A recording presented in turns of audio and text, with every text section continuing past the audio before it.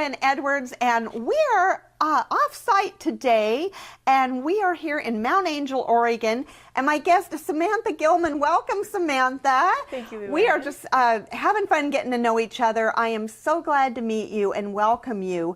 You are the Oregon Right to Life Media Scholarship winner. Is that correct? That is Congratulations. Correct. Thank you. It's an honor to receive this scholarship. It is so exciting. You have expressed an interest to be in the media as a pro-life voice. You're a junior at Hillsdale College in Michigan. Is that right? That's correct. I'll be an English major. Hillsdale College does not offer a journalism major. Right. So I'm involved with the program, so I write for the Collegian. And this past semester I spent in Washington, D.C. with a journalism internship. So I will be going into journalism, but not as a journalism major. Well, you know, it's so important that young people embrace the world of the media in every respect for pro-life voices, because I kind of understand they're not really out there in big numbers in our mainstream media, and what everybody listens to is lacking in a lot of pro-life voices. In your essay that you wrote to Oregon Right to Life, you had brought up a lot of really good points that I think made sense, and of course the scholarship is awarded to pro-life students, and we want to talk about that and your goals for your career in the media. You know, I want to bring up some of the really valid points you made in your essay about media bias. Now, some people may be shocked that we would accuse the media of that because they don't know what they're saying that isn't truthful. But you and I do. And you have a really great understanding of what the media is doing today that is covering up the truth about abortion. For one thing, you mentioned there's some of the words they're using a little bit not quite the whole truth. And you talked about, of course, what everybody has heard so many times is the word fetus used instead of baby. It's true. The media is biased. It's definitely biased toward the left. And I would say that it's probably more left than most of America. There's been a number of studies done that shows that most Americans think the media is actually biased too far left. And I think, in a way, it's led a little bit to the increase of the blogosphere, where bloggers can just go online, start their own blog, tell the news the way they want to hear it.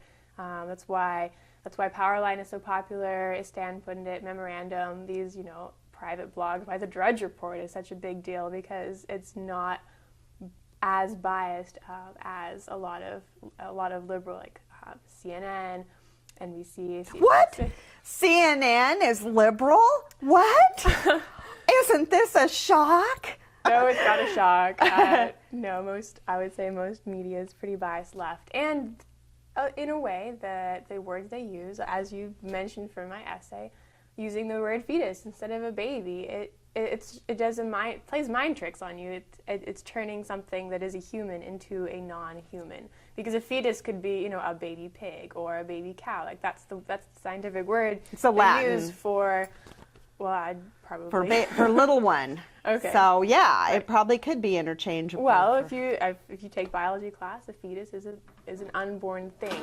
So calling a human baby a fetus when it's unborn, it's not incorrect, but it turns your mind to think that it's not a human when really it's an unborn baby and you're going to kill it, and that's wrong. So yes, the media is biased, and I hope to, as a Christian and journalist, as a more conservative journalist, I hope to bring some more balance back to that. The word pro-choice, what does that really mean? That's interesting because I would say, by definition of the word choice, I'm pro-choice. I think that God has given us the ability to choose between right and wrong. I don't believe in murder, and being pro-choice, it's another one of those phrases that's been turned to mean something other than it is. Pro-choice has come to mean, it sounds like it's something good, but it's come to mean something that's murder. I'm in favor of abortion, but I am anti-abortion but pro-choice, if that makes sense. They stole the word. And right. yeah, and it's not fair. They're trying to make you think that you are cruel to women if you are taking away their choice to abort their babies, and that's really messed up. Isn't it weird how they will never finish that sentence? I'm pro-choice. The choice to do what? And they don't want to talk about the choice to. Right. Even at Planned Parenthood meetings, I was just learning this through my seminar at Organ Right to Life. They don't talk about abortion itself. They talk about choice at Planned Parenthood meetings. They don't Their talk own about workers. the saline abortions. They don't talk about the way that babies are aborted right before they're born, and nurses have to assemble all the pieces, like the arm and the leg and the little head and everything, to make sure they got all the pieces to eliminate infection. They don't talk about that. No. They talk about women's choice, which is what, the baby has its own DNA, it has its own body. More than half the time it's male. How can that be her body? It's illogical. Right. It has its own blood type. It's its own entity, and it has the right to live. So. But Samantha, a lot of kids your age, they've never heard of this. They don't know they have to reassemble the parts. They're told it's a blob by the abortion industry. And by the way, I don't think most people know how much money they're making. They aren't doing them for free. $400 and up.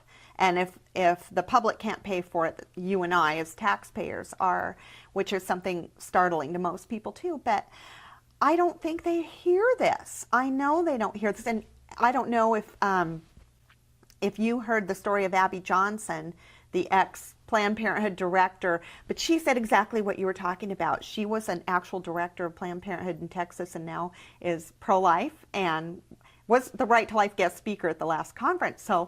And she said this, what you just said. At meetings, they don't talk about the dirty details of abortion. It's all glossed over. Right. And many of the workers don't even know what they're a part of, and she didn't. She was a director, and she didn't know till she walked in one day years later to assist. So, yeah, I can believe what you're saying. The clinics aren't even being truthful to their own workers of what the gruesome brutality of abortion.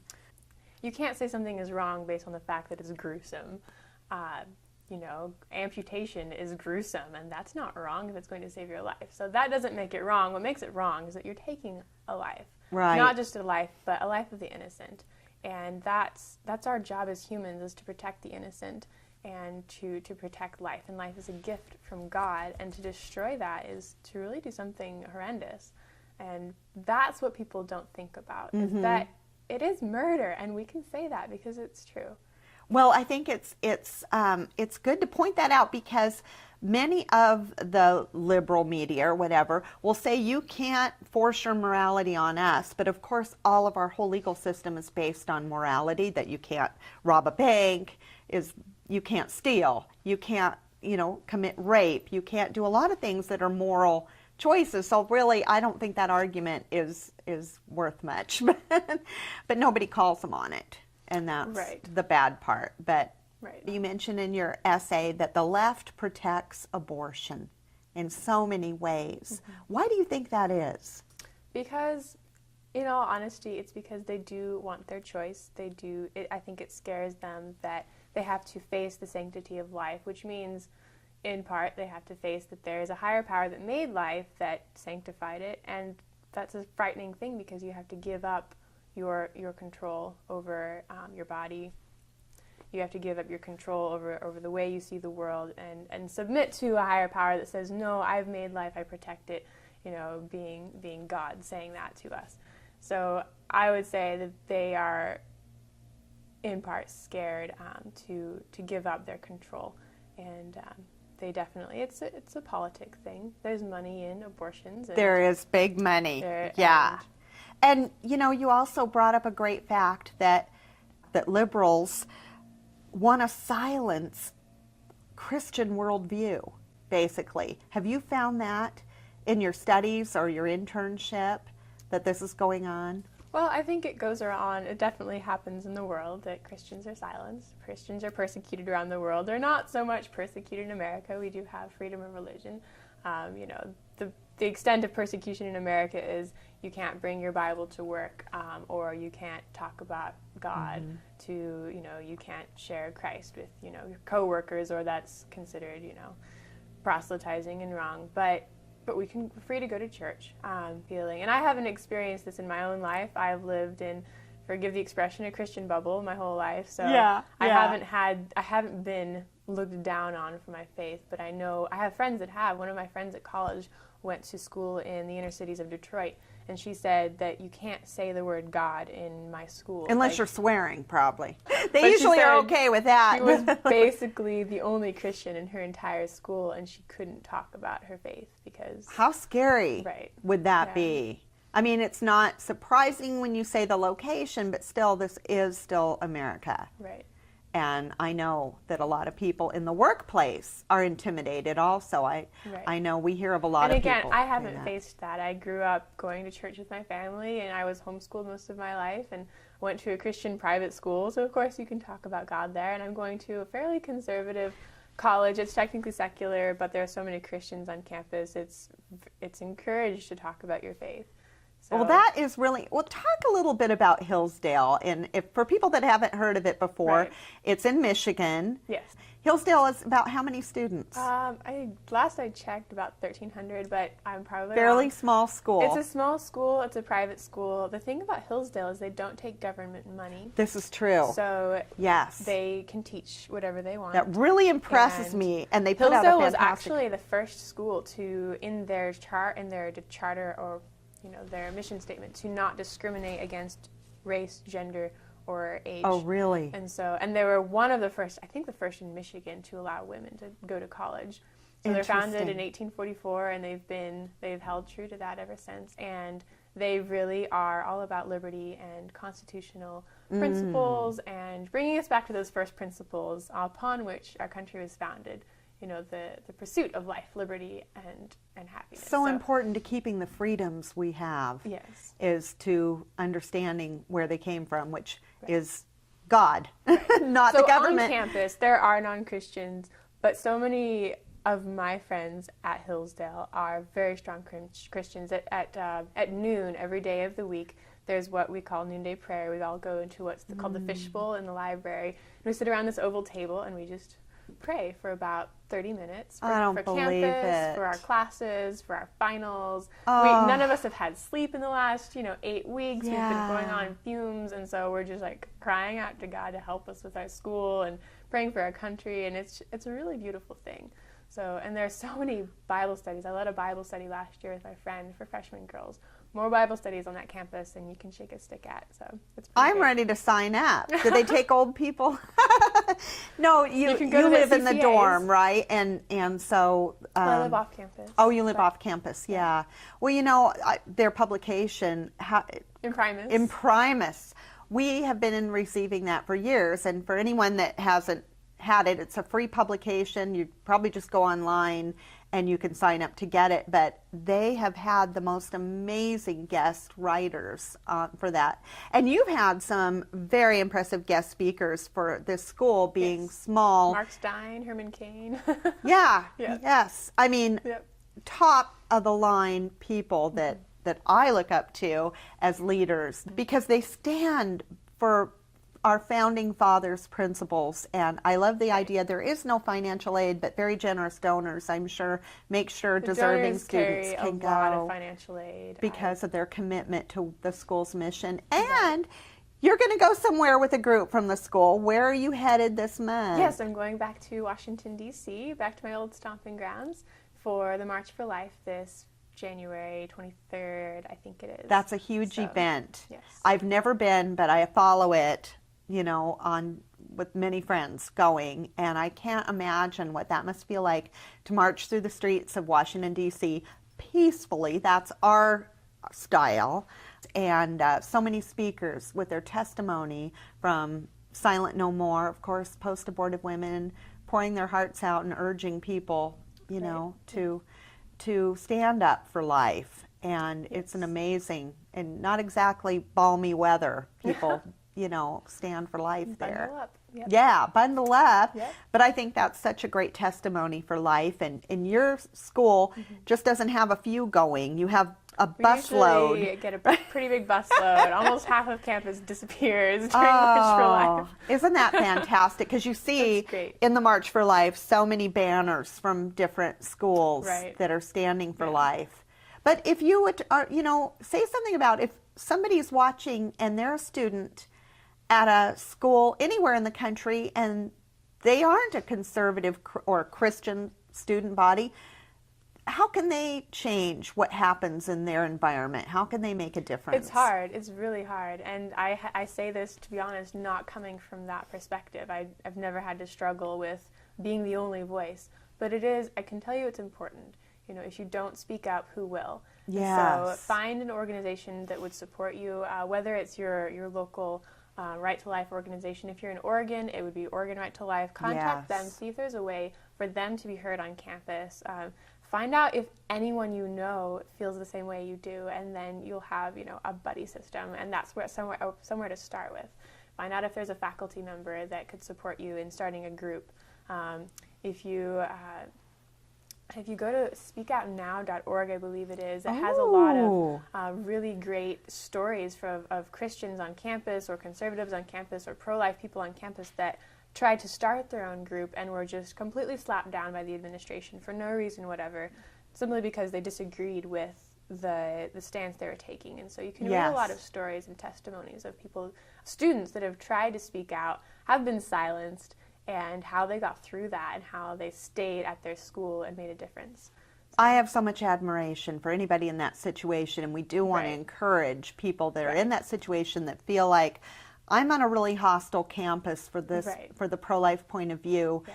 And of course, there are number one, there are people praying for you right now for your strength, and call your local Right to Life. If you're in Oregon, ortl.org, or call them up.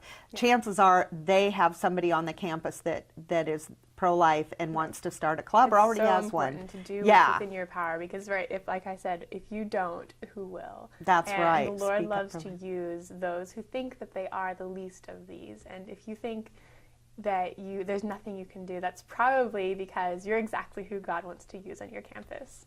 That is so true. And I love the way you encourage people to look beyond what you read and know that it might not be true. You mentioned even what the public view of abstinence isn't portrayed accurately in the media. What did you find out about that? Right. When I was working at the Washington Examiner, I did some research on the funding for abstinence education. President Bush started it during his presidency, and Obama cut the funding. I'm shocked. It was 2009 for abstinence education. Well, the reason was studies had started to come out that, the reason was he's not in favor of abstinence education, and all his buddies wanted him to cut it, and so he's like, rolls over and plays dead for all his friends. And he cut the funding for the abstinence education programs that were abstinence only. So there's still, I believe, a little bit of funding for just general, like sex ed, that sort of thing. Always. And, however, I found a study. It was adolescents and their parents' views on abstinence and contraception or something like that. And the study was done in 2009 by the Guttmacher Institute, and it showed that I believe over 60% of parents and their adolescents supported abstinence education and supported hearing it at school and at church, and were not in favor of premarital sex. And wanted to be told not to have sex before marriage, which was such an interesting find. And nobody talked about this study. No, they don't like those statistics. And so my supervisor, Barbara Hollingsworth, said, see if there was some sort of conspiracy with having the study ignored, and if it had anything to do with Obama cutting the funding. And I really couldn't find a connection. But they'll be hidden. Right.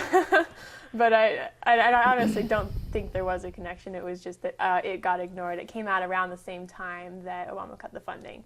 So I did find out that there is new research that's out that shows that abstinence-only education does work. It makes a huge difference in a lot of schools. But it sure does cut business flowing into abortion mills, doesn't it? Probably. I Yeah. wouldn't know. Yeah. I mean, I think money. I'm not going to be the one to say that. I yeah. can't back that up. Just a guess. Right. Yeah. Well, good. I'm glad that you found that out, because instinctively, I think most people know that in their hearts, that that's Right. logical and right. And, you know, everything that follows the wrong And say viewpoint. you do get pregnant, it's never right to kill your baby, even if you're, and you know, this is my thought on this. If you were raped, I grew up in fear of having that happen to me, and you know, and it wasn't the fear of having a baby; it was just the fear of the incident. But the trauma of that won't be canceled out by more trauma. And abortion is traumatic. It not only damages your body, but getting an abortion is traumatic. I think pretty much any woman who's had an abortion says that. It is, you know, most women getting an abortion don't actually want the abortion. It's the men in their life or their family saying you can't have A lot of pressure from outside. pressure.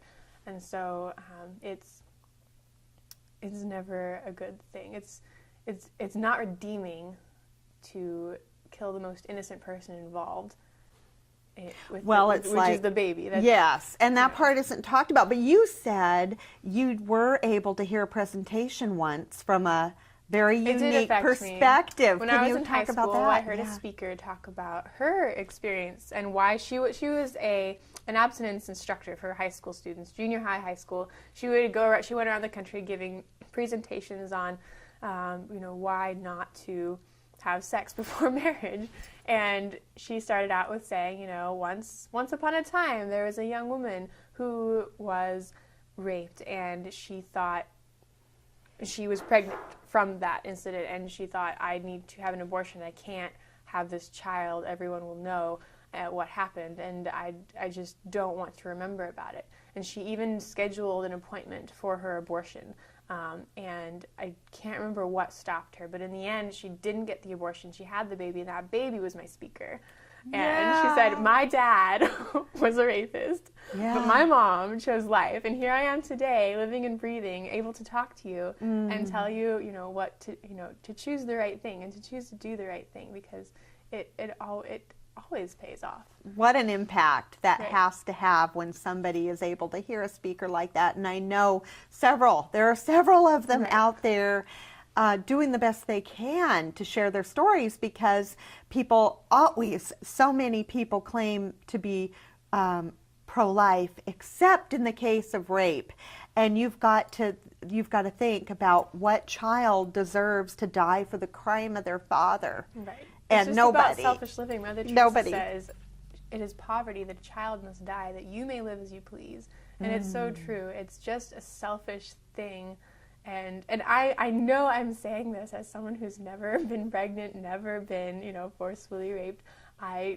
Maybe I have no right to talk, but I do know the truth, and I know that it is murder, and that a child should not die, that you may live as you please. That's a great quote, and I love that one too. And I think it's very important to bring these kind of things up, because you did say in your essay, one of the most important themes that you want to promote is that abortion hurts women.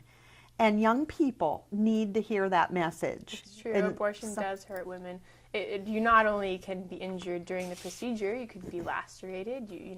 You could have infection. A lot of abortions end that. You can die from your abortion. People do. Yes, it's true, and people don't talk about that. They don't talk about it. The after effects are not only emotional scarring and psychological damage from having killed your baby. It happens. We know the truth inside us. It's been put in us that it's murder, and so there are all kinds of depression after that, but as well as you can have trouble conceiving later on in life. You can get cancer a lot more easily, and that's not even all the emotional that's going to happen if the physical doesn't. Broken relationships, and it's extremely. I hate to use the word unhealthy because it seems so understatement. Yeah, it's sad. We've had so many beautiful women sharing their stories that are post-abortive, and 20, 30 years later, it still hurts. You wrestle with guilt and all sorts forever. of things Yeah. you really don't want to go down that road. Right. No. Well, before I go on, I do want to mention that, if you've had an abortion, there's hope. You don't have to wrestle with that forever. There is healing through the Lord. He can completely heal your heart and take away your guilt. Like, no matter what you do, God will forgive. That is very important to mention. So I wanted to mention that before I go on. Yes, so absolutely. And there are wonderful, wonderful recovery programs that Silent No More Awareness and Right to Life has. All no matter where you are, there is hope. So. Yes. Tell me what your goals are in media. What do you hope to do when you graduate? I want to be a good journalist. I'd like to be a Christian in the media that takes a stand for the truth, that does the hard work of research and staying on track of the news and knowing what's going on, and being